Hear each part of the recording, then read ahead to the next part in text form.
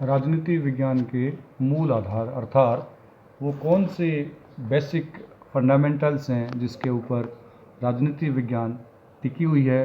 तो हम पहला जो फंडामेंटल देखते हैं, पहला जो आधार देखते हैं, अर्थात हम ये कहें कि कौन सा तत्व है जिसके ऊपर राजनीति विज्ञान की सारी संकल्पनाएं टिकी होती है, तो वो आधार राज्य है। उसी प्रकार जिस प्रकार अर्थशास्त्र में हम धन की बात करते हैं, या प्राणी विज्ञान में हम प्राणी की बात करते हैं, या वनस्पति विज्ञान में हम वनस्पति की बात करते हैं, भूगोल में हम भूभाग की बात करते हैं, उसी प्रकार हम बात करें कि राजनीति विज्ञान का मूल आधार क्या है, तो वो आधार है राज्य।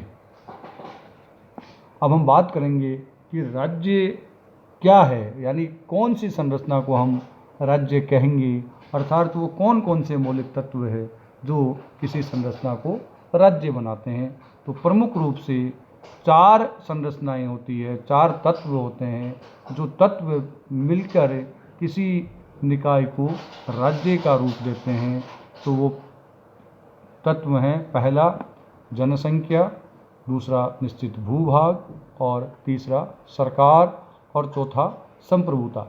अब हम बात करेंगे कि राजस्थान या पंजाब या हरियाणा राज्य है या नहीं है।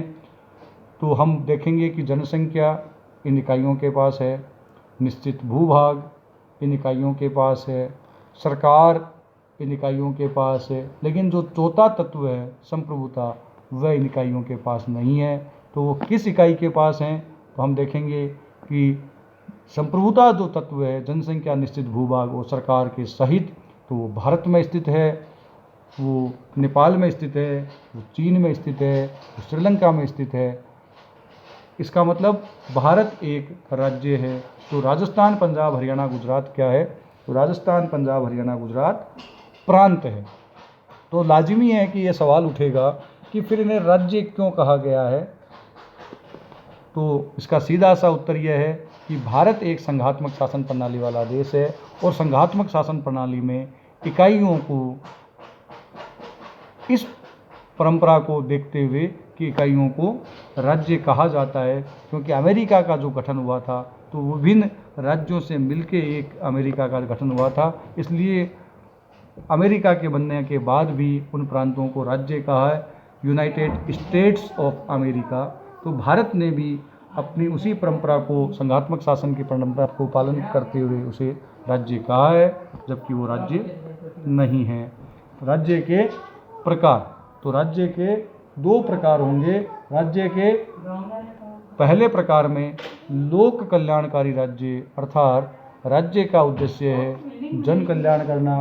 राज्य का उद्देश्य है जन कल्याण, जनता का देखरेख करना, जनता का पालन करना, यानी प्रजा रंजन का कार्य है। जबकि राज्य का जो दूसरा प्रकार है वो कहता है कि ये सब कार्य राज्य के नहीं है, राज्य का काम केवल सुरक्षात्मक कार्य है, चाहे आंतरिक सुरक्षा या चाहे बाहरी सुरक्षा, यानी प्रजा रक्षण का कार्य राज्य का है। अब बात आती है राज्य की उत्पत्ति के सिद्धांत, अर्थात राज्य की उत्पत्ति किस प्रकार हुई है।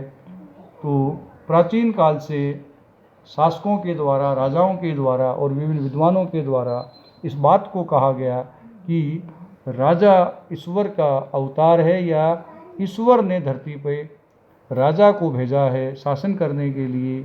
एक तरह से ये माना गया कि राजा प्रतीक है ईश्वर का, और राज्य ईश्वर के द्वारा निर्मित एक कृति है, इसलिए उसे राज्य की दैवीय उत्पत्ति का सिद्धांत कहा है।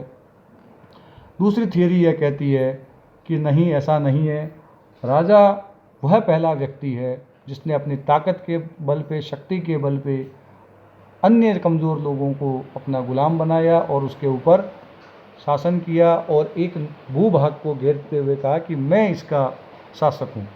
तीसरा सिद्धांत यह कहता है पितृसत्तात्मक सिद्धांत या मातृसत्तात्मक सिद्धांत, जो ये मानते हैं कि कबीले के जो मुखिया हैं, प्रमुख हैं, वो ही धीरे धीरे राज्य का रूप लेता गया, और कबीले का मुखिया राजा बन गया और कबीला राज्य बन गया, और पिता के बाद पुत्र, और उसकी वंशानुगत आधार पे एक सत्ता जो चली।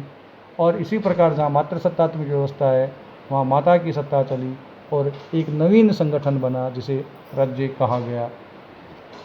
इसी के साथ एक थ्योरी और राज्य की उत्पत्ति में आती है कि राज्य सावयव सिद्धांत है, अर्थात जिस प्रकार एक शरीर है, उस शरीर के जो विभिन्न अंग हैं वो स्वयं राज्य है। जैसे कि जंगल में अलग अलग पेड़ को हम जंगल नहीं कहेंगे, लेकिन अगर सारे पेड़ खत्म हो जाते हैं तो वो जंगल भी खत्म हो जाता है, और एक पेड़ के अस्तित्व को जंगल नहीं मिटा सकता और जंगल के अस्तित्व को एक पेड़ नहीं मिटा सकता।